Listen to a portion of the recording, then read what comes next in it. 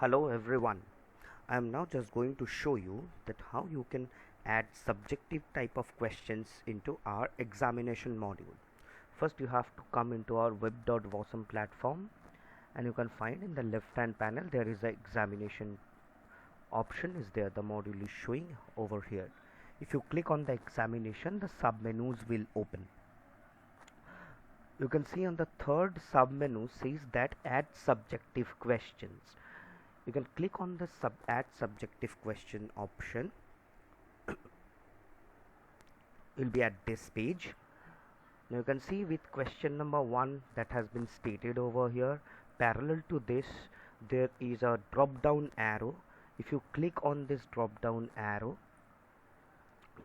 an editor will open up, just like an Word, or else just like an text editor like this, and this is as same as Word document. So you can add any textual question, you can insert any sort of image question, any sort of code, any sort of table format, tabular format questions, any sort of special character. Like if I click on the special character, you can see these are the options of the special character: mathematics, symbols. So all these symbols and all these things can be added. Okay, so just for to give you an example, I am adding a textual question here.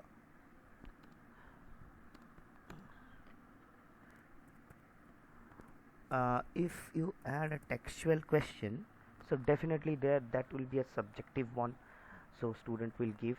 Now this is question number 1 I have added. In a similar way, you can click on this button to add as many as questions you want. Like if I click on this add new option, there will be another same thing will open up with a denotation of question number 2, like this question number 3, like this question number 4. So once you have added the question, you need to click on this save button. Click on this save button, so a pop-up message will run that question added successfully. How you can find and what are the steps that's to be need fulfill after adding the question? First of all, you come on to this first sub menu, that is the question option. If I click on this question option, you can see we will be on the question repository page, where first of all you will be seeing if you have made any multiple choice question, and then you gradually have to come down at the below of the page where you can find the subjective questions, or else you can directly click on this filter option and select the date on which date you have added the question. Like today is 14th of September, so I am selecting 14th of September. So on 14th of September only one question has added, like explain what is photosynthesis. Now there are a lot other options. Like first of all, you can click on this allow copy paste option. If you want your students to copy and paste from any other source, they can do.